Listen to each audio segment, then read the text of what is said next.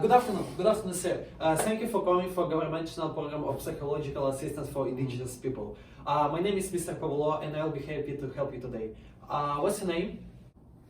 One moment. Deborah! Is some kind of kid going to do therapy for me? It's unacceptable. If you don't go there right now, you're going to sleep on the couch and this conversation is done. Sorry. Hi. Mr. Paul, you said? Nice to know you. My name is Saul, Indian horse. Actually, my wife brought me here, and here I am. Do you have anything that bothering you right now? Yeah, don't mind if I hang my jacket first. Okay, thank you. I have drinking problem for since I'm 18, around that age. I was working in a bar and I was starting drinking around that age. Why have you been drinking? Oh, that's a hard question. So, you know how indigenous people are usually treated in Canada, and not only that, that treatment was going through my whole life, and I have doing hockey a lot, and what really hits me right now is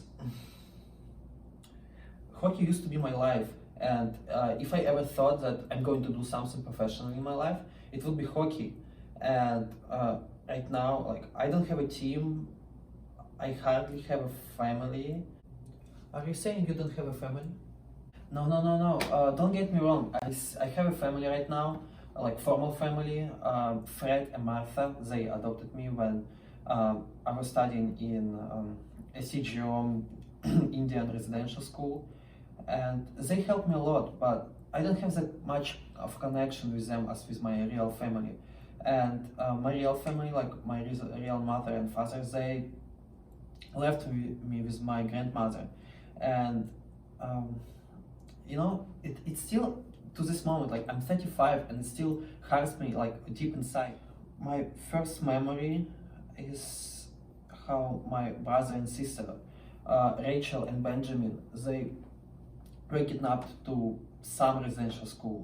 My brother actually returned back to the family. He had tuberculosis at the time. Unfortunately, he died out of, I think it was tuberculosis. My father and mother left. I was left behind with my grandmother. We were moving to our uncle's house for 5 days while me and my grandmother were moving in a boat. She hugged me while I was feeling how her body becomes colder and colder, and eventually, only now I understand that I was hugging a cold, dead body of my grandmother. Then, a couple of white dudes picked me up and stole me into some kind of residential school. I just happened to be in a teacher. I have seen children treated like animals, how children were dying because they couldn't handle that stress. We've been isolated. They had so hard to marginalize us. They were cutting our hair. They was trying us as European as possible. They were changing our names to more religious names. I saw young boys and girls die standing on their own 2 feet. I saw runaways carried back and frozen solid doors. I saw bodies hung from rafters on 2 ropes. I saw wrists slashed and the cascade of blood to the bottom of the floor. And I don't even want to remember all of it. It's so hard to just picture those events in my mind. Mostly, I want to discuss what's happening right now in my life.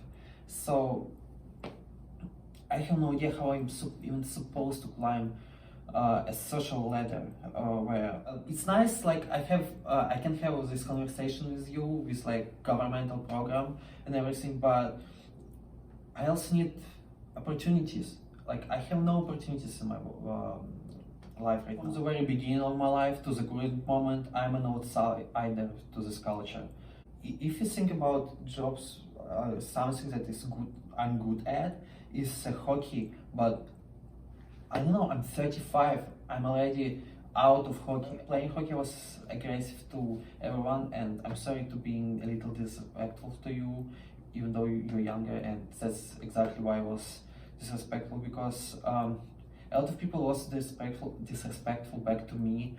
Do you think that's because people shamed you back at the time for your age, and right now you're reflecting those traumas on other people? Yeah, that's actually a very good point. Yeah, it could be, but I was just shamed everywhere. I was shamed everywhere by everyone when I was playing other, like in more diverse team, like more with white Canadian people.